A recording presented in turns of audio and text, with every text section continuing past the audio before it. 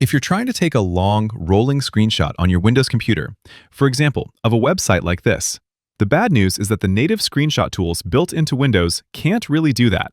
The good news is that there is a workaround, and I'm going to show you how to do it. So if you're trying to screenshot a web page specifically, we can actually do this in Chrome, and we're going to use the developer panel to do it. Locate the page you want to screenshot, and then I'm going to tap those three dots up here and go to More Tools.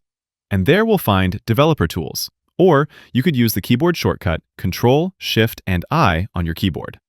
Once we have that open, I'm going to press Control, Shift, and P to bring up Chrome's internal command menu, and I'm just going to type in Screenshot. You'll see a couple of options show up, and we're going to go with the one that says Capture Full-Size Screenshot from the list. So I'll click that, and Chrome will automatically process the entire page and drop a clean PNG file right into your Downloads folder. So, if I go to my Downloads folder now, there's my PNG file, and when I open it, you'll see this thing is long, and it has the entire page in high resolution. So that is how you would do a rolling screenshot of a web page. Now, if you're trying to do this with an app that's not a web page, for that, we'd want to use a third-party app called ShareX. What you can do is open up the Microsoft Store and search for ShareX, and it'll look like this. It's a free tool, and you can click it to view more details, and then press the blue Get button to download the app, and just let the computer do its thing and install the app. So, once you have ShareX installed, you're going to first click Capture on the left side, and then go to Scrolling Capture. But for this, you're going to want to have your app window open. So what I'm going to do is put ShareX to the side, and I'll just use the same website here to demonstrate how this works. Doesn't have to be a website, could be a spreadsheet, or really any type of long document in any app.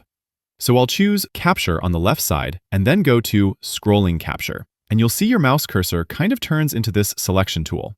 What I'm going to do is click and drag the area of the window that I want to screenshot and then let go.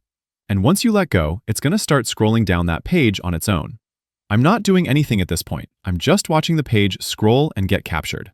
Once it gets all the way down, it'll end, and then here is our capture. We can resize the window, and now if we scroll down, you'll see the whole page is captured here in one screenshot. I'll just hit the Upload and Save button here, and it gets saved to my computer. If you save it, you're going to find it in the Documents folder.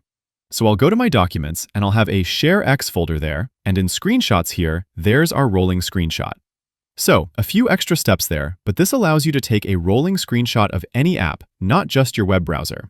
And that is how you do rolling screenshots on your Windows computer. Click that like button if this video helped you, share with a friend who needs to learn this, and subscribe for more guides like this. Thanks all, until next time.